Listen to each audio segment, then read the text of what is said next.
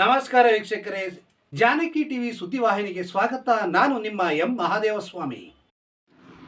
ರಾಜ್ಯ ರೈತ ಸಂಘಟನೆಗಳ ಒಕ್ಕೂಟ, ರಾಜ್ಯ ಕಬ್ಬು ಬೆಳೆಗಾರರ ಸಂಘ ಆಯೋಜಿಸಿದ ಬರಗಾಲದಲ್ಲಿ ಚುನಾವಣೆ ರೈತರ ದಿಕ್ಸೂಚಿ ಚಿಂತನ ಮಂಥನ ಅಧ್ಯಕ್ಷತೆ ವಹಿಸಿ ಮಾತನಾಡಿದ ರೈತ ಮುಖಂಡ ಕುರುಬೂರು ಶಾಂತಕುಮಾರ್ ಅವರು ಮಾತನಾಡುತ್ತಾ, ಪ್ರಾಕೃತಿಕ ಬದಲಾವಣೆಯಿಂದ ಕೃಷಿ ಕ್ಷೇತ್ರ ದುರ್ಬಲವಾಗುತ್ತಿದೆ. ಬರಗಾಲದ ನೀರಿನ ಸಮಸ್ಯೆಯಿಂದ ರೈತರ ಬೆಳೆಗಳು ಒಣಗುತ್ತಿವೆ, ಕೊಳವೆ ಬಾವಿಗಳು ಹಿಂಗುತ್ತಿವೆ. ರೈತರು ಕೆರೆಕಟ್ಟೆ ಹೂಳೆತ್ತುವ ಮೂಲಕ ಪುನರ್ಜೀವನ ಹಾಗೂ ಹೊಸದಾಗಿ ನಿರ್ಮಿಸುವ ಕೆಲಸದಲ್ಲಿ ರೈತರು ಶ್ರದ್ಧೆ ವಹಿಸಿದ್ದರೆ ಮುಂದಿನ ವರ್ಷದಲ್ಲಿ ಕೊಳವೆ ಬಾವಿಗಳು ಕೃಷಿ ಕ್ಷೇತ್ರ ಸಮೃದ್ಧಿಯಾಗಲು ಸಹಕಾರಿಯಾಗುತ್ತದೆ ಎಂದು ತಿಳಿಸಿದರು. ತಮ್ಮ ಅಭಿಪ್ರಾಯನ ಮಂಡಿಸಬೇಕು ಅಂತ ಕೇಳ್ತಾ, ಈಗ ಎಲ್ಲರೂ ಕೂಡ ಕಾರ್ಯಕ್ರಮ ಪ್ರಾರಂಭವಾದ ಸಮಯ ಆಗಿರೋದ್ರಿಂದ ಎಲ್ಲರೂ ಕೂಡ ಎದ್ದಿತ್ತು. ನಮ್ಮ ರೈತರಿಗೆ ಸಂಕೇತವಾಗಿ ಉದ್ಘಾಟನೆ ಕೂಡ ಅದೇ ರೀತಿ ಪ್ರಾರಂಭ ಆಗ್ತಾ ಇದೆ. ಯಾಕೆಂದ್ರೆ ನಮ್ಮ ಬೆಳೆಗಳಿಗೆ ನೀರಿಲ್ಲದೆ ಒಣಗಿದೆ ಸ್ವಾಮಿ ಅಂತ ಸರ್ಕಾರದ ಗಮನ ಸೆಳೆಯಲಿಕ್ಕೋಸ್ಕರ ಈ ಒಂದು ಉದ್ಘಾಟನೆಯಲ್ಲಿ ನೋಡಿ, ಕಬ್ಬಿನ ಒಣಗಿದ ಗಿಡವನ್ನ ಹಾಕಿ ಅದಕ್ಕೆ ನೀರು ಒಂದೊಂದೇ ತೊಟ್ಟು ನೀರು ಹಾಕುವ ಮೂಲಕ ವೇದಿಕೆ ಮೇಲಿರುವಂತ ಗಣ್ಯರು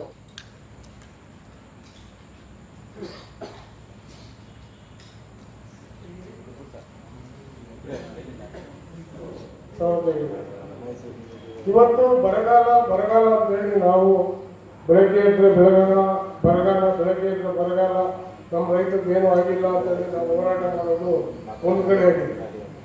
ಜನರಿಗೆ ಏನಾಗ್ತಿದೆ ಅಂದ್ರೆ ಈಗ ಎಲ್ಲೋ ಹೋರಾಟ ಮಾಡ್ತಾರೆ, ಬಿಡ ಇವ್ರದ್ದೇನು ಅಂತ ಹೇಳಿದ್ರೆ ನಮ್ಮಲ್ಲಿ ಒಗ್ಗಟ್ಟು ಯಾವ ಇಲ್ಲ ಅನ್ನೋದು ಗೊತ್ತಾಯಿತು. ಅವಾಗ ರಾಜಕೀಯ ಪಕ್ಷಗಳಲ್ಲಿ ನಾನು ಟಿವಿ ನೋಡ್ತಾ ಇದ್ದೇನೆ, ಎಷ್ಟು ಪಾಪ ಅಂದ್ರೆ ನಿಜವಾಗ್ಲೂ ಎದುರು ಸಿಕ್ಕಿದ್ರೆ ಬಕಮೂತಿಯೆಲ್ಲ ಹೊರಗಡೆ ಅನ್ನಿಸ್ತದೆ. ಟವಲ್ ಹಾಕೊಂಡು ಹೋಗ್ತಾರೆ ದರಿದ್ರ ನಮ್ಮ ರೈತ ಸಂಘ. ಅವ್ರು ರೈತ ಸಂಘರು ಬೇರೆಯವ್ರಿಗೆ ಗೊತ್ತಿಲ್ಲ, ಅವ್ರು ಹೋಗ್ಲಿ, ನಾವು ಬೇಡ ಅಂತ ಹೇಳಲ್ಲ. ಮತದಾನ ಅವನ ಹಕ್ಕು. ಆದರೆ ಅದೊಂದು ನಮ್ಮ ಒಂದು ರೈತ ಕುಲಕ್ಕೆ, ಒಂದು ರೈತ ಸಂಘಟನೆಗೆ ನಮ್ಮ ಪ್ರೊಫೆಸರ್ ರಂಜನ್ ಸರ್ ಇರ್ಬೋದು, ನಮ್ಮ ರುದ್ರಪ್ಪ ಇರ್ಬೋದು, ಸುಂದರೇಶ್ ಇರ್ಬೋದು, ಅವರು ಈ ಹಸಿರು ಟವಲು ನಮಗೆ ಒಂದು ಬಳಿವಾಗಿ ಈ ಒಂದು ಪಕ್ಷಕ್ಕೆ ಯಾವ ಥರ ಒಂದು ಇದಿರ್ತದೋ ಆ ಥರ ಕೊಟ್ಟಿರೋ ಅಂಥದ್ದು ಇದು ಹಸಿರು ಟವಲ್. ಅದನ್ನ ಕೆಲವರು ಏನು ಮೆಚ್ಚಗೆ ಹೋಗ್ತಾರೋ, ಹಣಕ್ಕೆ ಹೋಗ್ತಾರೋ, ಏನಕ್ಕೆ ಹೋಗ್ತಾರೋ ಅಂತ ಗೊತ್ತಿಲ್ಲ ನನಗೆ. ಯಾವಾಗ ಹೋಗಿ ಅವ್ರ ಜೊತೆ ನಿಂತ್ಕೊಂತಾರೆ, ಅದಾಗಬಾರ್ದು. ಈಗ ಒಳ್ಳೆ ಸಮಯ, ಈ ಸಮಯದಲ್ಲಿ ನಾವು ರೈತರು ಒಗ್ಗಟ್ಟಾಗಿ ನಿಮ್ಮ ನೆಂಟರಿಗೆ ಇಷ್ಟರಿಗೆ ಎಲ್ಲ ಹೇಳ್ಬೇಕು. ಇವತ್ತು ನಾವು ಯಾರನ್ನೂ ದೂರವಿಲ್ಲ, ಯಾವ ಪಕ್ಷದಲ್ಲೂ ಎಲ್ಲ ಅವರೇ ಆಗಿರೋದು. ನಾವು ಯೋಚನೆ ಮಾಡಬೇಕು. ಇವತ್ತು 25 ಜನ ಎಂಪಿಗಳು ಕಳಿಸಿದ್ದೀವಿ ಡೆಲ್ಲಿಗೆ, ಹೋದ ಒಂದು ಅಸೆಂಬ್ಲಿಯಲ್ಲಿ. 25 ಜನದಲ್ಲಿ ಒಂದೇ ಒಂದು ಪ್ರಶ್ನೆ ಅಂದ್ರೆ ಅಸೆಂಬ್ಲಿಯಲ್ಲಿ, ದಿಲ್ಲಿಯಲ್ಲಿ, ಲೋಕಸಭೆಯಲ್ಲಿ ನಮ್ಮ ರೈತರ ಪರ ಆಗಲಿ, ಸಾರ್ವಜನಿಕರ ಪರ ಆಗಲಿ, ಇಲ್ಲ ನಮ್ಮ ರೈತರಿಗೆ ಅತಿವೃಷ್ಟಿ ಆಗಿದೆ, ಅನಾವೃಷ್ಟಿ ಆಗಿದೆ, ಅಲ್ಲಿ ಮೈಸೂರು ಜಿಲ್ಲೆಯಲ್ಲಿ ಹಂಗಾಗಿದೆ, ಇಲ್ಲ ಉತ್ತರ ಕರ್ನಾಟಕದಲ್ಲಿ ಕೊಪ್ಪಳದಲ್ಲಿ ಹಿಂಗಾಗಿದೆ, ಬಾಗಲಕೋಟೆಯಲ್ಲಿ ಬರಗಾಲದಲ್ಲಿ ಸಾಯ್ತಾ ಇದ್ದಾರೆ, ಜನಗಳು ಮೇಲಿಲ್ಲ. ರಾಜ್ಯ ಸಂಘಟನಾ ಕಾರ್ಯದರ್ಶಿ, ರಾಜ್ಯ ಕಬ್ಬು ಬೆಳೆಗಾರ ಸಂಘ. ನಮ್ಮೂರು ಬನ್ನೂರು ಭಾಗದಲ್ಲಿ ಬರ್ತದೆ. ನಮ್ಮದು KRS ಅಣೆಕಟ್ಟೆಯಿಂದ ನಾವು ನೀರನ್ನು ಉಪಯೋಗಿಸಿ ಬೆಳೆಗಳನ್ನು ಬೆಳೆದು ಜೀವನ ಮಾಡ್ತಿದ್ವಿ. ಈ ಸಾರಿ ರಾಜ್ಯ ಸರ್ಕಾರ KRS ಅಣೆಕಟ್ಟೆ ಮತ್ತು ಕಬಿನಿ ಅಣೆಕಟ್ಟೆಯಿಂದ ತಮಿಳುನಾಡಿಗೆ ನೀರು ಬಿಟ್ಟಿದ್ದರಿಂದ ಈ ಎರಡು ಅಣೆಕಟ್ಟೆ ಅಚ್ಚುಕಟ್ಟು ಭಾಗದ ರೈತರು ಈ ಸಾರಿ ಭತ್ತ ಬೆಳೀಲಿಕ್ಕಾಗಲಿಲ್ಲ. ಈ ಒಂದು ಬರಗಾಲ ಪರಿಸ್ಥಿತಿನಲ್ಲಿ ಮಳೆ ಅಭಾವ ಇತ್ತು. ಅಲ್ಪ ಸ್ವಲ್ಪ ಕಳೆದ ವರ್ಷಕ್ಕಿಂತ ನೀರು ಈ ಬಾರಿ ಸ್ವಲ್ಪ ಜಾಸ್ತಿ ಇತ್ತು ಅಣೆಕಟ್ಟೆಗಳಲ್ಲಿ. ಆದರೂ ಕೂಡ ಎಚ್ಚೆತ್ತುಕೊಂಡು ಸರ್ಕಾರ ನಾಲೆಗಳ ಮುಖಾಂತರ ನೀರನ್ನು ಬಿಟ್ಟು ಕೆರೆಕಟ್ಟೆಗಳನ್ನ ತುಂಬಿಸಬೇಕಾಗಿತ್ತು. ನಮ್ಮ ರಾಜ್ಯ ಕಬ್ಬು ಬೆಳೆಗಾರ ಸಂಘದ ನಮ್ಮ ರಾಜ್ಯ ಅಧ್ಯಕ್ಷರಾದಂಥ ರೈತ ರತ್ನ ಶ್ರೀ ಕುರುಬೂರು ಶಾಂತಕುಮಾರ್ ಅವರು ಈ ಬಗ್ಗೆ ಹೋರಾಟ ಮಾಡಿ ಸರ್ಕಾರದ ಗಮನ ಸೆಳೆಯುವಂಥ ಕೆಲಸನ ಮಾಡಿದ್ರು. ಕರ್ನಾಟಕ ಬಂದ್ ಮಾಡುವಂಥ ಕೆಲಸನೂ ಕೂಡ ಮಾಡಿದ್ರು. ಸರ್ಕಾರಕ್ಕೆ ಅವತ್ತು ಜ್ಞಾನೋದಯ ಆಗಲಿಲ್ಲ.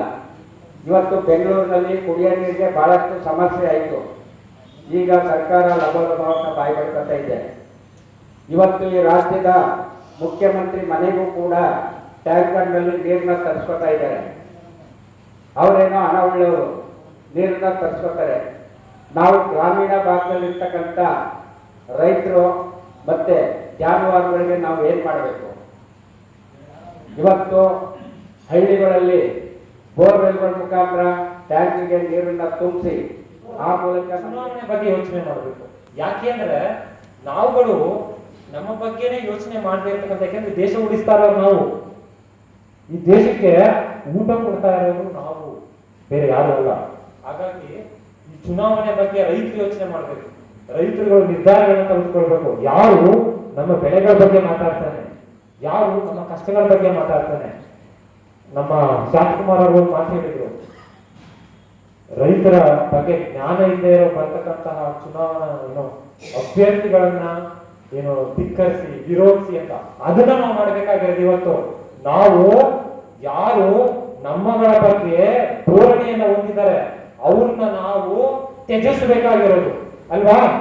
ಇದರ ಸುಳ್ಳು. ಇವತ್ತು ನಾನು ಚಾಲೆಂಜ್ ಮಾಡ್ತೀನಿ. ಇವತ್ತು ಈ ರಾಜಕೀಯ ಪಕ್ಷಗಳಿದೆಯಲ್ಲ, ಈ ರಾಜಕೀಯ ಪಕ್ಷಗಳನ್ನ ನಾನು ಚಾಲೆಂಜ್ ಮಾಡ್ತೀನಿ. ನಿಮಗೆ ಏನಾದ್ರೂ ಕೃಷಿ ಲಾಭದಾಯಕ ಅಂದ್ರೆ ನೀವು ರಾಜಕಾರಣವನ್ನು ಮತ್ತು ಕೃಷಿನ ನೀವು ಉದ್ದಿಮೆಯಾಗಿ ತಗೊಳ್ಳಿ. ಯಾಕೆ ನೀವು ಕೃಷಿ ಮಾಡ್ತಾ ಇಲ್ಲ? ಯಾಕೆ ಮಾಡ್ತಾ ಇಲ್ಲ ಅಂದ್ರೆ ಅವ್ರಿಗೂ ಗೊತ್ತು ಕೃಷಿ ಮಾಡಕ್ಕೆ ಕೃಷಿಕರಲ್ಲಿ ಯಾರು ಮಾಡಕ್ ಸಾಧ್ಯ ಇಲ್ಲ ಅಂತ. ಅಲ್ಲಿ ಏನ್ ಮಾಡ್ಬೋದು? ಮಾತನಾಡ್ಬೋದು, ಮಾತಾಡ್ಕೊಂಡು ದುಡ್ಡು ಸಂಪಾದನೆ ಮಾಡ್ಬೋದು. ಇಲ್ಲ ಅಂತಿಲ್ಲ, ಇಲ್ಲಿ ಬೆವರು ಸುರಿಸ್ಬೇಕು. ಇಲ್ಲಿ ಬೆವರು ಸುರಿಸಿದ್ರಷ್ಟೇ ಆಹಾರ ಉತ್ಪನ್ನ ಬೆಳೆಯುವಂಥದ್ದು. ಅದಕ್ಕೆ ಇದು ಬೇಕಾಗಿಲ್ಲ. ಇಲ್ಲಿರೋ ಜನ ಎಷ್ಟು ಶ್ರಮಜೀವಿಗಳು. ಇವರು ಹೃದಯವಂತರು ಯಾರು ಅಂದ್ರೆ ನೀವುಗಳು. ಯಾಕೆಂದ್ರೆ ನನಗೆ ನಷ್ಟ ಆದ್ರೂ ನೀವು ಉತ್ಪನ್ನವನ್ನ ಮಾರ್ತೀರಿ, ನಿಜ ತಾನೆ? ಇವತ್ತು ಕಬ್ಬಿಗೆ ಬೆಲೆ ಇಲ್ಲ, ಈರುಳ್ಳಿ ಬೆಲೆ 8 ರೂಪಾಯಿ ಮಾರ್ತಾರೆ. ಈರುಳ್ಳಿ ಕುಯ್ಯೋರಿಗೆ 7 ರೂಪಾಯಿ ಕೊಡ್ತಾರೆ. ಯಾಕಂದ್ರೆ ಅವ್ರನ್ನ ಕರ್ಕೊಂಡ್ಬಂದು ಕುಯ್ಸಿ ತೂಕದಲ್ಲಿ ಕೊಡ್ಬೇಕಲ್ಲ. 1 kg ಈರುಳ್ಳಿ ಕುಯ್ಯೋರಿಗೆ 7 ರೂಪಾಯಿ ಹೋಗುತ್ತೆ, ರೈತನಿಗೆ 9 ರೂಪಾಯಿ ಸಿಕ್ಕುತ್ತೆ. ಅಂದ್ರೆ ಇನ್ನು ಗೊಬ್ಬರಕ್ಕೆಲ್ಲಿ, ನೀರಿಗೆಲ್ಲಿ, ಅವನ ದುಡಿಮೆಗೆಲ್ಲಿ, ಅವನ ಹೆಂಡತಿ ಮಕ್ಕಳಿಗೆ ಏನ್ ಕೊಡೋದು? ಇವತ್ತು ನಮ್ಮ ಜೀವನದಲ್ಲಿ ನಾವು ಪ್ರತಿದಿನ ಬೆಳಿಗ್ಗೆ ಎದ್ದು ಯಾರನ್ನಾದ್ರೂ ನೆನೆಬೇಕು ಅಂದ್ರೆ ಈ ದೇಶದ ರೈತನನ್ನ ನೆನೆಬೇಕು, ರೈತ ಸಂಘಟನೆಗಳನ್ನ ನೆನೆಬೇಕು. ಈ ರೈತ ಸಂಘಟನೆಗಳಿಂದ ದೇಶ ಉಳಿಯುತ್ತೆ ಹೊರತು ರಾಜಕೀಯ ಪಕ್ಷಗಳಿಂದಲ್ಲ. ನೀವು ನೋಡಿ, ರಾಜಕಾರಣಿಗಳು ತಮ್ಮ ನಾಮಿನೇಷನ್ ಅನ್ನ ಹಾಕ್ತಾರೆ. ಇವತ್ತು 50 ಕೋಟಿ ಇರುತ್ತೆ, ಇನ್ನು 5 ವರ್ಷಕ್ಕೆ 100 ಕೋಟಿ ಆಗುತ್ತೆ. ರೈತರ ನಾಮಿನೇಷನ್ ನೋಡಿ ನೀವು, ಇವತ್ತು 50 ಕೋಟಿ ಇರುತ್ತೆ, ಮುಂದಿನ ವರ್ಷಕ್ಕೆ 20 ಕೋಟಿ ಆಗುತ್ತೆ. ಏನಕ್ಕೆ ಅಂದ್ರೆ ಆ 5 ವರ್ಷದಲ್ಲಿ 3 ಬಾರಿ ಬರ ಬಂದಿರುತ್ತೆ, 4 ಬಾರಿ ಬೆಳೆ ಕುಸಿತ ಆಗಿರುತ್ತೆ, ಇನ್ನು 5 ಬಾರಿ ಇನ್ನೇನೋ ಸಮಸ್ಯೆಗಳು ಬಂದಿರುತ್ತೆ ಅಲ್ವಾ? ಇದೆಲ್ಲವೂ ನಮ್ಮ ಕಣ್ಣು ಮುಂದೆ ಇದ್ರೆ ನಾವು ಇದ್ರ ಬಗ್ಗೆ ಯೋಚನೆ ಮಾಡಬೇಕು. ಇದ್ರ ಬಗ್ಗೆ ಯೋಚನೆ ಮಾಡ್ತಾ ಇದ್ರೆ ನಮ್ಮ ಸಮಾಧಿಯನ್ನ ನಾವು ಕಟ್ಕೊಳ್ತೀವಿ. ನಮ್ಮ ಗ್ರಾಮಕ್ಕೆ ಪ್ರವೇಶ ಮಾಡೋದಕ್ಕಿಂತ ಮುಂಚೆ ನಮ್ಮ ಅನುಮತಿ ಪಡೀಬೇಕು ಅಂತೇಳಿ ಆ ಥರ ಚಿಂತನೆ ನಮ್ಮ ಭಾಗದಲ್ಲಿ ಸುಂದರೇಶ್ ರುದ್ರಪ್ಪ ಮಾಡಿದರು, ನಿಮ್ಮ ಭಾಗದಲ್ಲಿ ನಂಜನಸ್ವಾಮಿ ಮಾಡಿದರು. ಆ ಪರಂಪರೆನ ನಮ್ಮ ರಾಜ್ಯಾಧ್ಯಕ್ಷರಾದಂಥ ಶಾಂತಕುಮಾರ್ ಅವರು ನಿರಂತರ ಅವರು ಕನಸಲ್ಲಿ ಯಾರು ಬಂದರೂ ಕೂಡ ರೈತರಿಗೇನೋ ತೊಂದರೆ ಆಗಿದೆ ಅಂತ ನೋಡಿದರೆ ಆ ಪರಂಪರೆ ಉಳಿಬೇಕು. ಈಗ ನೋಡಿದರೆ 5 ಜಿಲ್ಲೆಯಿಂದ ನೋಡಿದ್ರೆ ಕುರ್ಚಿಗಳಕ್ಕಾಗಲಿ ಸಂಘಟನೆ ಅಂದರೆ ಚಾಮರಾಜನಗರ, ಮೈಸೂರಿನಿಂದ ಎಷ್ಟು ಜನ ಬರಬೇಕಾಗಿತ್ತು, ಈ ಚಿಕ್ಕಬಳ್ಳಾಪುರ, ಆಮೇಲೆ ರಾಮನಗರ, ಈ ಥರದ್ದೆಲ್ಲ ನಮ್ಮಲ್ಲಿ ಸಂಘಟನಾತ್ಮಕ ಕೊರತೆ ಇದೆ. ನಾವು ಎಲ್ಲಿ ತನಕ ಸಂಘಟನೆ ಇರಲ್ಲ ಅಲ್ಲಿ ತನಕ ನಾವು ಏನೂ ಮಾಡೋಕ್ಕಾಗಲ್ಲ. ನಾವು ಒಬ್ಬೊಬ್ಬರು ಇದ್ದರೆ ನಮ್ಮ ಮಾತನ್ನು ಯಾರೂ ಕೇಳಲ್ಲ. ಈಗ ನೋಡಿ, ಚುನಾವಣೆ ಬರ್ತಾ ಇದೆ. ಈಗ 2 ಪಕ್ಷಗಳು BJP ದಳದವರು, ಕಾಂಗ್ರೆಸ್ವರು ತಮ್ಮ ಚುನಾವಣಾ ಪ್ರಣಾಳಿಕೆಯನ್ನು ಹೊರಡಿಸ್ತಾರೆ.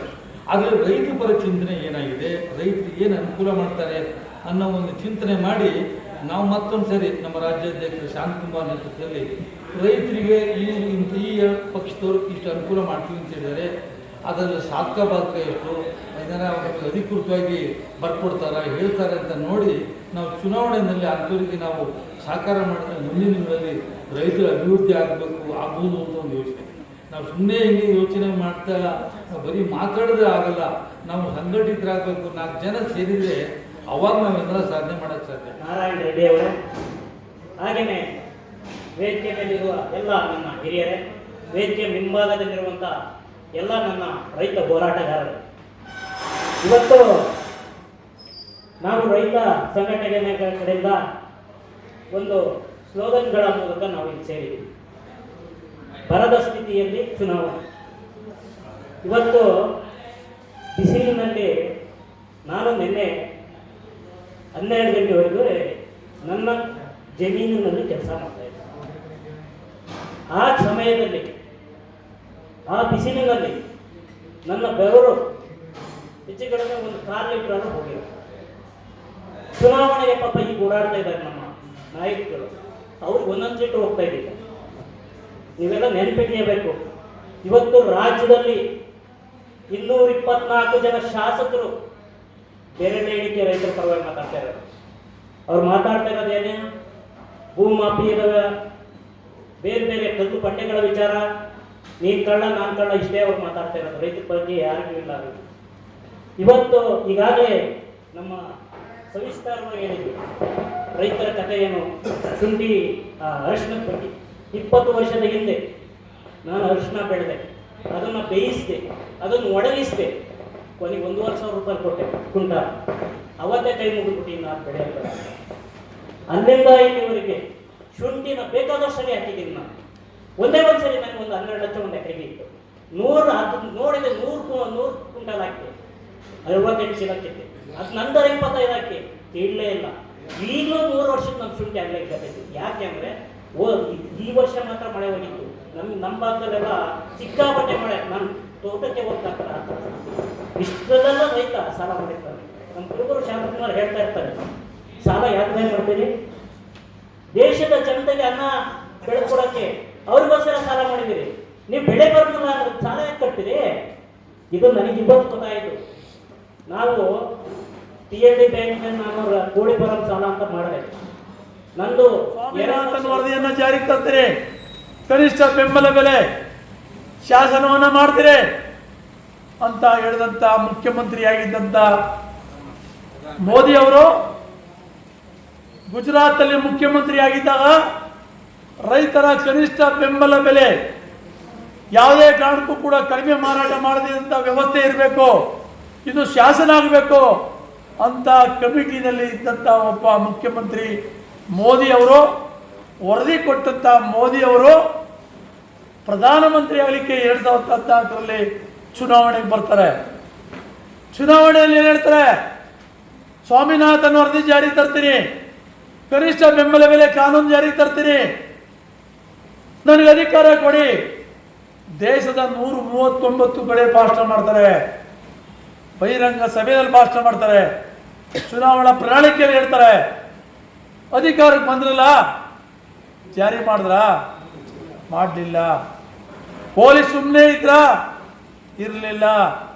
ಸರ್ವೋಚ್ಚ ನ್ಯಾಯಾಲಯಕ್ಕೆ ನೀವು ವರದಿಯನ್ನು ಕೊಡ್ತೀರಿ, ಸ್ವಾಮಿನಾಥನ್ ಕಮಿಷನ್ನ ಜಾರಿ ತರಲಿಕ್ಕೆ ನಮ್ಮ ಸರ್ಕಾರಕ್ಕೆ ಆಗೋದಿಲ್ಲ ಅನ್ನುವಂಥ ವರದಿನ ಕೊಡ್ತಿರಲ್ಲ, ನಿಮಗೆ ನಾಚಿಕೆ ಆಗಲ್ವಾ? ಇದು ರೈತರ ಪಾಲಿಗೆ ಮಾಡಿದಂಥ ಮೋಸ ಅಲ್ವಾ? ಇದನ್ನು ನಿಮ್ಮ ಪಕ್ಷದ ಕಾರ್ಯಕರ್ತರು ಯಾರಿದ್ದೀರಿ, ರೈತರ ಮಕ್ಕಳು ಅಂತ BJP ಪಕ್ಷದ ಕಾರ್ಯಕರ್ತರು, ಇದನ್ನು ನೀವು ಕೇಳಲಿಕ್ಕೆ ಆಗೋಲ್ವಾ? ಕೇಳಲಿಕ್ಕೆ ನೈತಿಕತೆ ಇಲ್ವಾ? ಬೇಡಪ್ಪ. ಮುಂದುವರೆದು 2018ರಲ್ಲಿ ಚುನಾವಣೆಯಲ್ಲಿ ಭಾಷಣ ಮಾಡಿದ್ರಿ. ಏನು ಹೇಳಿದ್ರಿ ನೀವು? 2022ಕ್ಕೆ ರೈತರ ಆದಾಯ ಡಬಲ್ ಮಾಡ್ತೀವಿ. ಮಾಡಿದ್ರ? ರೈತರ ಆದಾಯ ಡಬಲ್ ಮಾಡಿದ್ರ? ರೈತರ ಎಲ್ಲ ಉತ್ಪನ್ನಗಳಿಗೆ ತೆರಿಗೆ ಹಾಕಿರಿ, GST ಹಾಕಿರಿ, ಗೊಬ್ಬರದ ಮೇಲೆ GST ಹಾಕಿರಿ. 400 ರೂಪಾಯಿ ಇದ್ದಂಥ DAPನ 1800 ರೂಪಾಯಿ ಏರಿಕೆ ಮಾಡಿದೆ. ನೀವು ಮಾಡಿದ್ದು ಇದನ್ನು 2027ಕ್ಕೆ ರೈತರ ಆದಾಯ ಡಬಲ್ ಆಗಲಿಲ್ಲ, ರೈತರ ಖರ್ಚು ಡಬಲ್ ಮಾಡಿದೆ. ಇದು ನೀವು ಮಾಡ್ತಕ್ಕಂಥ ಕೆಲಸನಾ? ಯಾವ ರೈತರಿಗೆ ಒಳ್ಳೆಯದಾಗಿದೆ? ರೈತ ಆತ್ಮಹತ್ಯೆ ಆಗ್ತಾ ಹಿಡಿದಿದ್ದಾನೆ, ರೈತರ ಸಾವು ಆಗ್ತಾ ಇದೆ. 2022 ಆಯಿತು. 3ನೇ ವಿಚಾರ, ಕಳೆದ 1 ವರ್ಷ ದೆಹಲಿಯಲ್ಲಿ ರೈತರು ಹೋರಾಟ ಮಾಡಲಿಕ್ಕೆ ಕೊಟ್ಟರು.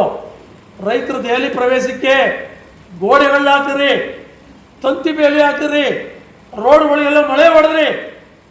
ರೈತರು ಅವರ ದೆಹಲಿ ಬರಬಾರ್ದಾ? ಈ ದೇಶದ ಅನ್ನದಾತರು ದೆಹಲಿ ಪ್ರವೇಶ ಮಾಡಬಾರ್ದಾ? ಯಾಕೆ ಇದೆಲ್ಲ ಮಾಡಿದ್ರಿ ನೀವು? ಯಾಕೆಲ್ಲ ಮಾಡಿದ್ರಿ? 1.5 ವರ್ಷ ಚಳವಳಿ ಮಾಡಿದಂಥ ರೈತರು ಚಳಿ, ಮಳೆ, ಗಾಳಿ ಎಲ್ಲವನ್ನ ಲೆಕ್ಕಿಸದೆ, ಬಿಸಿಲು ಲೆಕ್ಕಿಸದೆ ಪಂಜಾಬ್, ಹರಿಯಾಣ, ಉತ್ತರ ಪ್ರದೇಶದ ರೈತರು ಲಕ್ಷಾಂತರ ರೈತರು ಹೋರಾಟ ಮಾಡಿ 750 ಜನ ರೈತರು ತಮ್ಮ ಪ್ರಾಣ ತ್ಯಾಗ ಮಾಡಿದ್ರಲ್ಲ, ಯಾತಕ್ಕೋಸ್ಕರ ಹೋರಾಟ ಮಾಡಿದ್ರು ಅವರು? ಅವ್ರ ಸ್ವಾರ್ಥಕ್ಕೋಸ್ಕರ ಹೋರಾಟ ಮಾಡಿದ್ರ? ಇಡೀ ದೇಶದ ರೈತರಿಗೆ MSP ಗ್ಯಾರಂಟಿ ಕಾನೂನನ್ನು ಮಾಡಲೇಬೇಕು ಅಂತ ಹೋರಾಟ ಮಾಡಿದ್ರು. ಈ ದೇಶದ ರೈತರ ಸಾಲ ಮನ್ನಾ ಮಾಡಬೇಕು ಅಂತ ಹೋರಾಟ ಮಾಡಿದ್ರು. 60 ವರ್ಷ ತುಂಬಿದ ರೈತರಿಗೆ ಪೆನ್ಷನ್ ಕೊಡಬೇಕು ಅಂತ ಹೋರಾಟ ಮಾಡಿದ್ರು. ಆಗ ಮೋದಿಯವರು, ಈ ದೇಶದ ಪ್ರಧಾನಮಂತ್ರಿಗಳು ಏನು ಹೇಳಿದ್ರಿ? ನೀವು 1.5 ವರ್ಷದಿಂದ ಏನು ಹೇಳಿದ್ರಿ? ಚಳುವಳಿ ಕೈ ಬಿಡಿ, ನಿಮ್ಮ ಪರವಾಗಿ ನಾನಿದ್ದೀನಿ, ನೀವು ಭರವಸೆ ಹೇಳಿ, ನಿಮ್ಮ ನ್ಯಾಯ ಕೊಡ್ತೀವಿ ಅಂತ ಹೇಳಿದ್ರಲ್ಲ. ಚಳುವಳಿ ಕೈ ಬಿಡಿಸ್ರಲ್ಲ, 1.5 ವರ್ಷ ಆಯ್ತಲ್ಲ, ಮಾಡಿದ್ರ? ಇವತ್ತಿನ ತನಕ ಮಾಡಿದ್ರ? ಯಾಕೆ ಮಾಡಲಿಲ್ಲ ನೀವು? ಏನು ಅರ್ಥ ಇದು? ಪ್ರಧಾನಿಯಾಗಿ ಈ ರೀತಿ ನಡ್ಕೊಂಡ್ರೆ ನಾವು ನಿಮ್ಮ ಮೇಲೆ ವಿಶ್ವಾಸ ಇಡೋಕ್ಕಾಗ್ತದ? ಈಗ ಹೊಸ ಅವತಾರ ಹೇಳ್ತಾ ಇದ್ದೀರಿ, ಏನು ಹೇಳ್ತಾ ಇದ್ದೀರಿ ಗೊತ್ತಾಯ್ತಲ್ಲ. ಇನ್ನೂ ಸ್ವಲ್ಪ ದಿವಸ ಬರ್ತದೆ ಪ್ರಣಾಳಿಕೆ, ನಮಗದು ಬೇಕಿಲ್ಲ. ಒಂದು ರೀತಿ ಕೇಂದ್ರ ಸರ್ಕಾರ ಈ ರೀತಿ ಮೋಸ ಮಾಡ್ತಾ ಇದೆ. ಅದರ ಹಿಂದೆ ಇದ್ದಂಥ ಮನಮೋಹನ್ ಸಿಂಗ್ ಅವರು ದೇಶದಲ್ಲಿ ಕೃಷಿಕರು ಆತ್ಮಹತ್ಯೆ ಮಾಡ್ಕೊತಾ ಇದ್ದಾರೆ, ರೈತರ ಪಾಲಿಗೆ ಕಷ್ಟ ಆಗಿದೆ, ಅದಕ್ಕೆ ಒಂದು ಸಮಿತಿ ಮಾಡ್ತೀನಿ, ಡಾಕ್ಟರ್ ಸ್ವಾಮಿನಾಥನ್ ಸಮಿತಿಯನ್ನು ಮಾಡ್ತೀನಿ, ಆಯೋಗ ವರದಿ ಕೊಟ್ಟರೆ ನಾನು ಇಂಪ್ಲಿಮೆಂಟ್ ಮಾಡ್ತೀನಿ ಅಂತ ಹೇಳಿದ್ರು. 2006 ದೇಶವೆಲ್ಲ ಸುತ್ತಿದ್ರು, ಒಂದು ಒಳ್ಳೆಯ ವರದಿಯನ್ನು ಕೊಟ್ಟರು 2009 ಇಸ್ವಿಗೆ. ಆ ವರದಿ ನೀವು ಜಾರಿ ಮಾಡಿದ್ರ? ಕಾಂಗ್ರೆಸ್ ಪಕ್ಷದವರು ಮಾಡಲಿಲ್ಲ, ತಿಕ್ಕಾಕ ಕೂತ್ಕೊಬಿಟ್ರಿ. 2014ರಲ್ಲಿ BJP ಪಕ್ಷದವರು ಇಶ್ಯೂ ಮಾಡ್ಕೊಂಡು ಚುನಾವಣೆಯಲ್ಲಿ ಅದನ್ನೇ ಆಡಳಿತ ಆಡ್ಕೊಂಡು ಇಶ್ಯೂ ಮಾಡ್ಕೊಂಡು ಪ್ರಣಾಳಿಕೆ ಮಾಡ್ಕೊಬಿಟ್ರು. ಅವರು ಮೋಸ ಮಾಡಿದ್ರು, ಕೇಂದ್ರದಲ್ಲಿ ಕಾಂಗ್ರೆಸ್ನವರು ಮೋಸ ಮಾಡಿದ್ರು. ಇನ್ನು ಕರ್ನಾಟಕಕ್ಕೆ ಬನ್ನಿಯಪ್ಪ, ಏನು ಕಾಂಗ್ರೆಸ್ ಪಕ್ಷ BJP ಪಕ್ಷ ಎಲ್ಲರೂ ಯೋಗ್ಯರು ಅಂತ ನಾವು ಹೇಳೋಕ್ಕೆ ಆಗಲ್ಲ, ಯಾರೂ ಕೂಡ ನಮ್ಗೆ ಕಾಣ್ತದೇ ಇಲ್ಲ. ಅಲ್ರಿ, ಕಳೆದ ವರ್ಷ ಚುನಾವಣೆಯಲ್ಲಿ ಮೇಕೆದಾಟು ಹೋರಾಟ ಮಾಡೋದು ಯಾರಪ್ಪ? DK ಶಿವಕುಮಾರ್ ಅವರು ಮೇಕೆದಾಟಿಯಿಂದ ವಿಧಾನಸೌಧಕ್ಕೆ ಕರೋನಾ ಟೈಮಲ್ಲಿ ರೈತರು ಜನಸಾಮಾನ್ಯರು ಸಾಯ್ತಿದ್ರು, ಮನೆಯಿಂದ ಈಚೆ ಬರಬೇಡಿ ಅಂತ ದಿಗ್ಬಂಧ ಹಾಕಿದ್ರು ಕೂಡ ಲೆಕ್ಕಿಸಿದೆ ವೀರಾವೇಶದಿಂದ ಹೋರಾಟ ಮಾಡಿದ್ರಲ್ಲಪ್ಪ DK ಶಿವಕುಮಾರ್.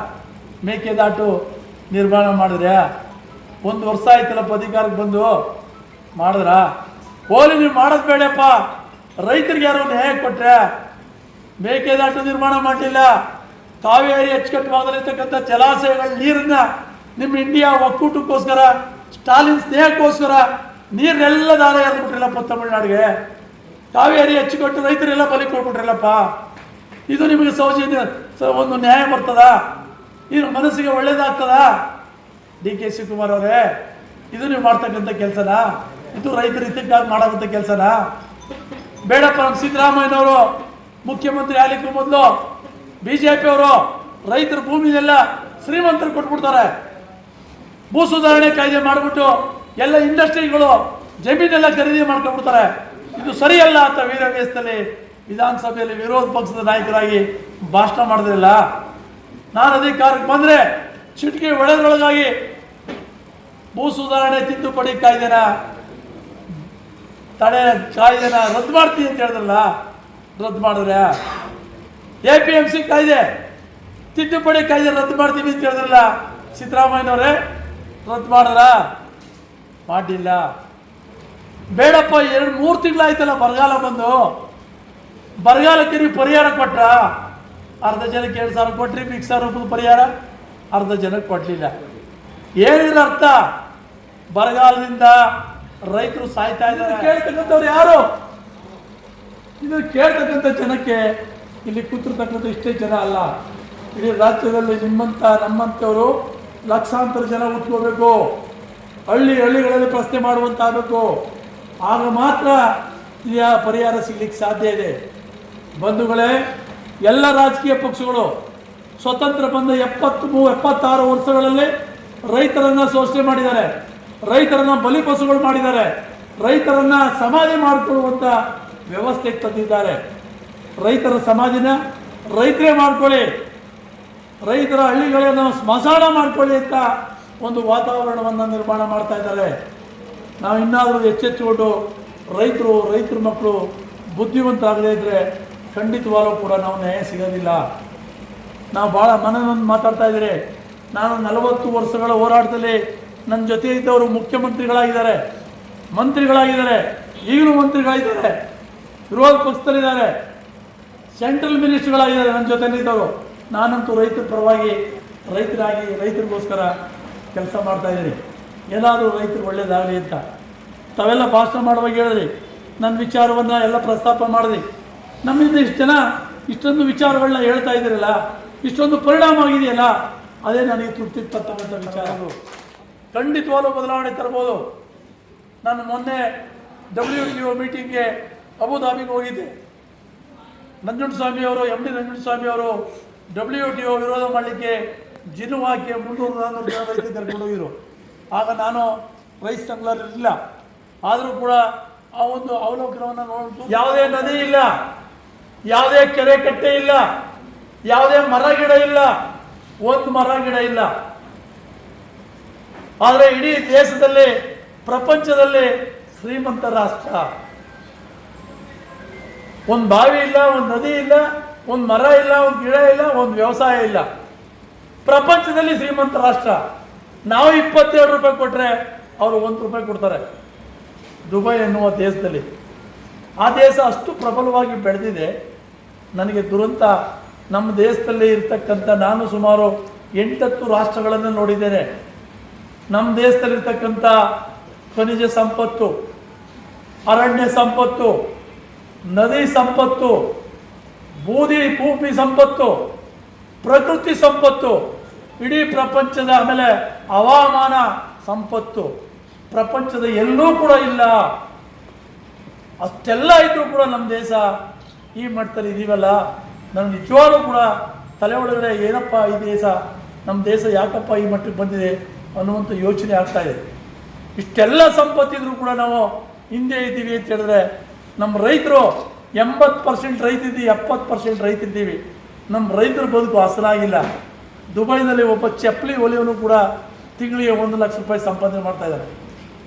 ಚಪ್ಪಲಿ ಹೊಲಿಯೋನು ಕೂಡ ತಮಾಷೆ ಅಲ್ಲ. ಅಲ್ಲಿ ಒಬ್ಬ ಸಪ್ಲೈಯರ್ ಕೆಲಸ ಮಾಡೋನು ಕೂಡ ಖರ್ಚು ಕಳೆದು 50,000 ಕೊಡಿಸ್ತೀನಿ ಅಂತ ಹೇಳ್ತಾರೆ. ಅಷ್ಟೊಂದು ಚೆನ್ನಾಗಿ ಜೀವನ ಮಾಡ್ತಾ ಇದ್ದಾರೆ. ಆದರೆ ನಮ್ಮ ದೇಶದಲ್ಲಿ ಕೂಲಿ ಕಾರ್ಮಿಕರ ಬದುಕು ಏನಾಗಿದೆ, ಬಡವರ ಬದುಕು ಏನಾಗಿದೆ, ರೈತರ ಬದುಕು ಏನಾಗಿದೆ? ಯಾಕೆ ರೈತರು ದುಡಿಮೆ ಮಾಡ್ತಾ ಇಲ್ವಾ? ರೈತರು ಶ್ರಮ ಆಗ್ತಾ ಇಲ್ವಾ?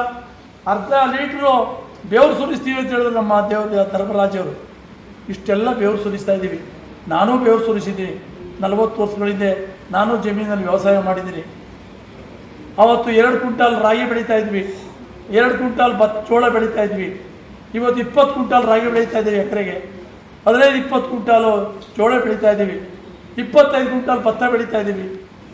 ಬೆಳವಣಿಗೆ ಕೂಡ ಜಾಸ್ತಿ ಆಗಿದೆ. ರೈತನ ಬದುಕು ಏನಾಗಿದೆ ಯೋಚನೆ ಮಾಡಿ. ಇಷ್ಟೆಲ್ಲ ಬದಲಾವಣೆ ಕೂಡ ರೈತ ಯಾಕೆ ಆತ್ಮಹತ್ಯೆ ಮಾಡ್ಕೋತಾ ಇದ್ದಾರೆ? ರೈತರಿಗೆ ಯಾಕೆ ಆರೋಗ್ಯ ಕೆಟ್ಟಿದೆ? ಇವತ್ತು ಆರೋಗ್ಯದ ಮೇಲೆ ದುಷ್ಪರಿಣಾಮ ಬೀರ್ತಾ ಇದೆ. ನಾವೆಲ್ಲರೂ ಕೂಡ ಆಲೋಚನೆ ಮಾಡಬೇಕಾಗಿದೆ. ಕೀಟನಾಶಕ ಮತ್ತು ಭೂಮಿಯಲ್ಲಿ ಕಳೆನಾಶಕ, ಇವೆರಡು, ರಾಸಾಯನಿಕ ಗೊಬ್ಬರ, ಇವು 3 ಸೇರಿ ನಮ್ಮ ರೈತರ ಬದುಕು ಹಾಳು ಮಾಡ್ತಾ ಇದೆ. ನಿಜವಾಗ್ಲೂ ಕೂಡ ಪಂಜಾಬ್ಗೆ ನಾವು ಹೋಗಿದ್ದಂಥ ಸಂದರ್ಭದಲ್ಲಿ ಒಂದು ಕ್ಯಾನ್ಸರ್ ರೈಲಲ್ಲಿ ನೋಡಿದೆ. ಅಲ್ಲಿ ನಮ್ಮ ದೇಶದಲ್ಲಿ ಹೆಚ್ಚು ರಸಗೊಬ್ಬರ, ಕೀಟನಾಶಕವನ್ನು ಬಳಸ್ತಕ್ಕಂಥ ರಾಜ್ಯ ಪಂಜಾಬ್. ಅಲ್ಲಿನ ದುರಂತ, ಲಕ್ಷಾಂತರ ಜನರಿಗೆ ಕ್ಯಾನ್ಸರ್ ಕಾಯಿಲೆ ಬರ್ತಾ ಇದೆ. ನಮ್ಮ ರಾಷ್ಟ್ರ ಮಟ್ಟದ ಮುಖಂಡ ಜಗಜಿತ್ ಸಿಂಗ್ ತಲೇವಾಲಾ ನೋಡ್ರಿ ಎಂಥ ಮುಖಂಡರಿದ್ದಾರೆ. ಇವತ್ತು ದೆಹಲಿಯಲ್ಲಿ ಹೋರಾಟ ಮಾಡ್ತಾ ಇದ್ದಾರಲ್ಲ ಪಂಜಾಬಲ್ಲಿ. ಯಾರಾದರೂ ನಾವು ಯೋಚನೆ ಮಾಡ್ತೀವಿ, ನಾವು ಟೈಮ್ ಸರಿಯಾಗಿ ಬರೋದಿಲ್ಲ, ನಮ್ಮ ಮನೇಲಿ ಆ ಕೆಲಸ, ನಮ್ಮ ಮನೇಲಿ ಈ ಕೆಲಸ, ಹುಡ್ತಪ್ಪ ಅಂತೆಲ್ಲ ಹೇಳ್ತೀವಲ್ರಿ. ಕಳೆದ 2 ತಿಂಗಳಿಂದ ಅವ್ರ ಹೆಂಡತಿ ಸತ್ತೋದ್ರು. ಹೆಂಡತಿ ಚೆನ್ನಾಗಿದ್ದಂತ ಹೆಂಡತಿ ಹಾರ್ಟ್ ಅಟ್ಯಾಕಲ್ಲಿ ಸತ್ತೋದ್ರು. ಸತ್ತ 3 ದಿವಸಕ್ಕೆ ನಮ್ಮ ಹೋರಾಟದಲ್ಲಿ ಬಂದು ನಿಂತ್ಕೊಂಡ್ರು. ಜಗದೀಶ್ ಸಿಂಗ್ ತಲೇವಾಲಾ ಅಂತ. ಅವರು ಕೂಡ ಕ್ಯಾನ್ಸರ್ ಪೇಷಂಟ್. ಅವ್ರು ಯಾವತ್ತು ಬದುಕ್ತಾರೆ ಏನೂ ಗೊತ್ತಿಲ್ಲ. ಕಳೆದ 3-4 ವರ್ಷಗಳಿಂದ ರೈತರಿಗೋಸ್ಕರನೇ ಅವ್ರು ಕ್ಯಾನ್ಸರ್ ಕಾಯಿಲೆಯನ್ನು ಕೂಡ ಮರೆತು ಅವ್ರೇನು ತಿನ್ನಲು ಇಷ್ಟು ತಿಂತಾ ಇರ್ತಾರೆ ಅಷ್ಟೇ. ಆದರೂ ಕೂಡ ಲೆಕ್ಕದ ಇವತ್ತು ಕೂಡ ಹೋರಾಟ ಮಾಡ್ತಾ ಇದ್ದಾರೆ. ಹೆಂಡತಿ ಸತ್ರು ಕೂಡ 3 ದಿವಸಕ್ಕೆ ಬಂದು ನಾವೇನು 12ನೇ ತಾರೀಕು ಡೈಲಿ ನನಗೆ ಭಾಳ ಬೇಸರ ಆಗ್ತದೆ. ನಾವು 1 ತಿಂಗಳಾದ ಗಟ್ಟಲೆ 15 ದಿವಸ 20 ದಿವಸ ಒಂದು ವಾರ ಮನೆ ಬಿಟ್ಟು ಹೋದಾಗ ಮನೆಯಲ್ಲಿ ತುಂಬ ಬೇಸರ ಮಾಡ್ಕೊತಾ ಇರ್ತಾರೆ. ಅಲ್ಲಪ್ಪ, ಹೆಂಡತಿ ಸತ್ರು ಕೂಡ ಅವರು 3-5 ದಿವಸಕ್ಕೊಂದು ಹೋರಾಟ ಮಾಡೋದಲ್ಲ. ಇಂಥ ಮಹನೀಯರು ರೈತರಿಗೋಸ್ಕರ, ರೈತ ಕುಲಕ್ಕೋಸ್ಕರ ತಮ್ಮ ತ್ಯಾಗ ಮಾಡ್ತಾ ಇದ್ದಾರೆ. ಇದೆಲ್ಲ ನಾವು ಯೋಚನೆ ಮಾಡಬೇಕಲ್ವಾ? ಕೇವಲ ನಾವು ರೈತರು ಬೂಟಾಟಿಕೆ ಆಡೋದಲ್ಲ, ನಾಟಕ ಆಡೋದಲ್ಲ, ಬೇಕಾಬಿಟ್ಟಿ ನಡ್ಕೊಳ್ಳೋದಲ್ಲ. ರೈತರಾಗಿ ನಮ್ಮ ಬದುಕು ಸಾರ್ಥಕತೆ ಆಗಬೇಕಲ್ವಾ? ನಾನು ಯಾಕೆ ನಂಜುಂಡಸ್ವಾಮಿ ಅವ್ರು ಹೇಳ್ತಿದ್ರೆ, ನಂಜುಂಡಸ್ವಾಮಿ ಅವ್ರು ಹೋರಾಟಕ್ಕೆ ಬರಲಿಕ್ಕೆ ಮೊದಲು ಸೊಸೈಟಿ ಸಾಲಕ್ಕೆ ಎದುರ್ಕೋತಾ ಇದ್ವಿ, ಪೊಲೀಸ್ನವ್ರು ಎದುರ್ಕೋತಾ ಇದ್ವಿ. ಇಲ್ಲಿನವ್ರು ಯಾರು ಎದುರ್ಕತ್ತೀರಿ? ಈಗ ಯಾರು ಎದುರಲ್ಲ. ಇದಕ್ಕೆಲ್ಲ ಕಾರಣ ಎಂ.ಡಿ. ನಂಜುಂಡಸ್ವಾಮಿ ಅವರು. ಇವತ್ತೇನೋ ದೆಹಲಿಯಲ್ಲಿ ಹೋರಾಟ ಮಾಡ್ತಾ ಇದ್ದಾರಲ್ಲ, ಅವ್ರನ್ನ ಖಲಿಸ್ತಾನಿಗಳು, ರೌಡಿಗಳು, ಗೂಂಡಾಗಳು ಅಂತಾರಲ್ಲ, ಈ ಸರ್ಕಾರಕ್ಕೆ ನಾಚಿಕೆ ಆಗಬೇಕು. 4 ಸಭೆ ಮಾಡ್ತು, 4 ಸಭೆಗಳು ನಾನು ಭಾಗವಹಿಸಿದ್ದೆ. 5-6 ಗಂಟೆ ಸಭೆ ಚರ್ಚೆ ಮಾಡಿದ್ರು ಕೂಡ ಒಂದು ನಿರ್ಧಾರ ತಗೊಳ್ಳಿಲ್ಲ. ಪಿಯೂಷ್ ಗೋಯಲ್, 3 ಜನ ಕೇಂದ್ರ ಮಂತ್ರಿಗಳು, ನಾನು ಆ ಸಭೆಗಳಿದ್ದೆ. ನಾಟಕ ಅಲ್ವಾ ಇದು? ಈ ರೀತಿ ನಾಟಕ ಆಡಲಿಕ್ಕೆ ಅಧಿಕಾರ ಕೊಡೋದು ಇವ್ರಿಗೆ ಏನು ದುರಂತ ಇವತ್ತು ನಮ್ಮ ದೇಶದಲ್ಲಿ. ಎಲ್ಲ ಪಕ್ಷದಲ್ಲೂ ಕಳ್ಳರು, ಕಾಕರು, ದರೋಡೆಕೋರರೇ ಸೇರ್ಕೊಂಡಿದ್ದಾರೆ. ಅವರೇ ಚುನಾವಣೆ ನಿಲ್ತಾ ಇದ್ದಾರೆ, ಬಂಡವಾಳ ಆಗ್ತಾ ಇದ್ದಾರೆ. ನಾವೇನು ಮಾಡಬೇಕಪ್ಪ? ಯೋಚನೆ ಮಾಡಬೇಕಾದಂಥ ಪರಿಸ್ಥಿತಿ ಬಂದಿದೆ. ಅವ್ರು ಸರಿ, ಇವ್ರು ಸರಿ ಅನ್ನೋ ವೇಳೆಯೇ ಇಲ್ಲ. ಆದರೆ ನಾವು ಒಂದು ವಿಚಾರನ ಯೋಚನೆ ಮಾಡಬೇಕಾಗಿದೆ. ಕರ್ನಾಟಕದಲ್ಲಿ 39,000 ಕೆರೆಗಳಿತ್ತು, ಆಗಿದೆ. ಇವತ್ತು ಕೆರೆಗಳು ಮಾಯ ಆಗಿರ್ತಕ್ಕಂಥ ಹಿನ್ನೆಲೆಯಲ್ಲಿ ಕರ್ನಾಟಕದಲ್ಲಿರ್ತಕ್ಕಂಥ 40 ಲಕ್ಷ ಕೃಷಿ ಪಂಪ್ ಸೆಟ್ಗಳಲ್ಲಿ 10 ಲಕ್ಷ ಪಂಪ್ ಸೆಟ್ಗಳು ನೀರು ಹಿಂಗೋಗಿದೆ. ನಾನು ಮೊನ್ನೆ ಬೆಂಗಳೂರಲ್ಲಿ ಒಬ್ಬ ವಿಜ್ಞಾನಿಗಳನ್ನ ಕರೆಸಿದ್ದೆ, IAS ವಿಜ್ಞಾನಿ. ಅವರು ಭಾಷಣ ಮಾಡುವಾಗ ಭಾಳ ಕಠಿಣವಾಗಿ ಮಾತಾಡಿದ್ರು, ನೇರವಾಗಿ ಹೇಳಿದ್ರು, ಜಲ ಏನು ಬಾವಿಗಳು, ಕೆರೆ ಕಟ್ಟೆಗಳು, ನದಿಗಳು ನೀರಿದ್ದರೆ ಬಾವಿಗಳಲ್ಲಿ, ಕೊಳವೆ ಬಾವಿಗಳಲ್ಲಿ ನೀರಿನ ಅಂಶ ಉಳಿತದೆ, ಎತ್ತದ ಅನ್ನೋದಕ್ಕೆ ಕೆಲವೊಂದು ನಿದರ್ಶನಗಳನ್ನ ಕೊಟ್ಟರು. ವಾತಾವರಣದಲ್ಲಿ ತಂಪಿರ್ತದೆ, ಮರ ಗಿಡಗಳಿದ್ರೆ ಅನ್ನೋದಕ್ಕೆ ಕೆಲವಾರು ಉದಾಹರಣೆಗಳನ್ನ ಕೊಟ್ಟರು. ಇವತ್ತಾದರೂ ನಾವು ನಮ್ಮ ಮಕ್ಕಳಿಗೆ ನಾವು ಏನಾದರೂ ಕೊಡುಗೆ ಕೊಡೋದಿದ್ರೆ ಕರ್ನಾಟಕದಲ್ಲಿರ್ತಕ್ಕಂಥ ಎಲ್ಲ ಕೆರೆ ಕಟ್ಟೆಗಳನ್ನ ಪುನರ್ಜೀವನ ಮಾಡುವಂಥದ್ದು, ಕೆರೆ ಕಟ್ಟೆಗಳನ್ನ ಕಟ್ಟುವಂಥದ್ದು, ಕೆರೆ ಕಟ್ಟೆಗಳನ್ನ ಹೂಳೆಚ್ಚುವಂಥದ್ದು ಮಾಡಿದ್ರೆ ಮಾತ್ರ ನಮ್ಮ ಕೃಷಿ ಚಟುವಟಿಕೆ ಉಳಿತದೆ. ಭಾಳ ಮುಖ್ಯವಾಗಿ ದೊಡ್ಡ ದೊಡ್ಡ ಜಲಾಶಯಗಳಿದೆ. ಏನು KRS ಜಲಾಶಯ 46 TMC ನೀರನ್ನ ಸಂಗ್ರಹ ಮಾಡುವಂಥ ಸಾಮರ್ಥ್ಯ ಇರ್ತಕ್ಕಂಥ ಜಲಾಶಯ. ಕಬಿನಿ ಜಲಾಶಯ 17.5 TMC ನೀರನ್ನು ಸಂಗ್ರಹ ಮಾಡುವಂಥ ಜಲಾಶಯ. ಏನು ಸುಮಾರು KRS ಜಲಾಶಯದಲ್ಲಿ ಸುಮಾರು 5-6 TMC ನೀರನ್ನ ಹಿಡಿಯುವಷ್ಟು ಸಾಮರ್ಥ್ಯ ಇರ್ತಕ್ಕಂಥ ಹೂಳು ತುಂಬೋಗಿದೆ. ಆ ಹೂಳನ್ನ ನಾವು ಹೊರಗಡೆ ಹೊಡೆದ್ರೆ ನೀರು ಸಂಗ್ರಹಣೆ ಆಗ್ತದೆ ಮತ್ತು ಸುತ್ತಮುತ್ತ ಇರ್ತಕ್ಕಂಥ ಎಲ್ಲ ಜಿಲ್ಲೆಗಳಲ್ಲಿ ಜಲದ ತೇವಾಂಶ ಇರ್ತದೆ, ಬಾವಿಗಳು ಉಳಿತದೆ, ನಾವು ವ್ಯವಸಾಯ ಚಟುವಟಿಕೆ ಸುಲಭವಾಗಿ ಮಾಡ್ಬೋದು. ಈ ದಿಕ್ಕಿನಲ್ಲಿ ನಾವು ಲೋಕಸಭಾ, ಕೇಂದ್ರ ಸರ್ಕಾರ, ರಾಜ್ಯ ಸರ್ಕಾರಗಳ ಗಮನ ಸೆಳೆಯುವಂಥ ಕೆಲಸವನ್ನು ನಾವು ಮಾಡಬೇಕಾಗ್ತದೆ. ಹೂಳೆಚ್ಚುವಂಥ ಕೆಲಸ, ಕೆರೆಗಳಲ್ಲಿ ಹೂಳೆಚ್ಚಿದ್ರೆ ನಮ್ಮ ಜಮೀನುಗಳಿಗೆ ಹಾಕ್ಕೊಂಡ್ರೆ ನಿಜವಾಗ್ಲೂ ಕೂಡ ಒಳ್ಳೆ ಗೊಬ್ಬರ ಆಗ್ತದೆ. 2 ವರ್ಷ 3 ವರ್ಷ ಒಳ್ಳೆ ಫಸಲನ್ನ ಬೆಳಿಬೋದು. ನಾನು ಚಿಕ್ಕ ಹುಡುಗನಾಗಿದ್ದಾಗ ಈ ಕೆಲಸ ಮಾಡ್ತಾ ಇದ್ದ. ಇವತ್ತಿನ ಪತ್ರಿಕೆ ವರದಿ ಪ್ರಕಾರ ಹವಾಮಾನ ವೈಪರೀತ್ಯ ಆಗ್ತಾ ಇದೆ, ಹವಾಗುಣ ಬದಲಾಗ್ತಾ ಇದೆ, ಮುಂದಿನ ದಿನಗಳಲ್ಲಿ ಇನ್ನೂ ಉಷ್ಣಾಂಶ ಜಾಸ್ತಿ ಆಗ್ತದೆ ಅಂತ ಹೇಳ್ತಾ ಇದ್ದಾರೆ. ಇದು ಬಹಳ ಕೆಟ್ಟ ಸಂಗತಿ. ನಾವು ಜನಸಂಖ್ಯೆಗೆ ಅನುಗುಣವಾಗಿ ಪರಿಸರ ಇಲ್ಲದೇ ಇದ್ರೆ ಹವಾಮಾನ ವೈಪರೀತ್ಯ ಹೆಚ್ಚು ಕಡಿಮೆ ಆದರೆ ಮಾನವನ ಸಂಕುಲದ ಮೇಲೆ ದೊಡ್ಡ ಪರಿಣಾಮ ಬೀರ್ತದೆ. ಇದರಲ್ಲೇನು ಎರಡನೇ ಮಾತಿಲ್ಲ. ಈಗಾಗಲೇ ದೆಹಲಿಯಲ್ಲಿ ಆಕ್ಸಿಜನ್ ಕೊರತೆ ಅಂತೇಳಿ ವಾಹನಗಳ ಸಂಚಾರಕ್ಕೆ ಕಡಿವಾಣ ಹಾಕಿದ್ದಾರೆ. ಬೆಸ ಸಂಖ್ಯೆ ಮತ್ತು ಸಮಸಂಖ್ಯೆ ಅಂತೇಳಿ ವಾರದಲ್ಲಿ ಇಷ್ಟು ದಿವಸ ಓಡಬೇಕು, ಇಷ್ಟು ದಿವಸ ಕಡಿಮೆ ಮಾಡಬೇಕು ಅಂತೇಳಿ ವಾಹನ ಓಡಿಕೆಗೆ ತಡೆ ಹಾಕಿದ್ದಾರೆ. ಯಾಕೆ? ಗಾಳಿ ಕಡಿಮೆ ಇದೆ ಅಂತೇಳಿ. ಬೆಂಗಳೂರು ನಗರದಲ್ಲಿ ಕುಡಿಯೋ ನೀರಿಲ್ಲ ಅಂತೇಳಿ ಬೆಂಗಳೂರು ನಗರದಿಂದ ಹಳ್ಳಿಗಳತ್ತ, ಅಲ್ಲಿ ವಾಸ ಮಾಡ್ತಕ್ಕಂಥ ಜನ ಹಳ್ಳಿಗಳತ್ತ ಬರ್ತಾ ಇದ್ದಾರೆ.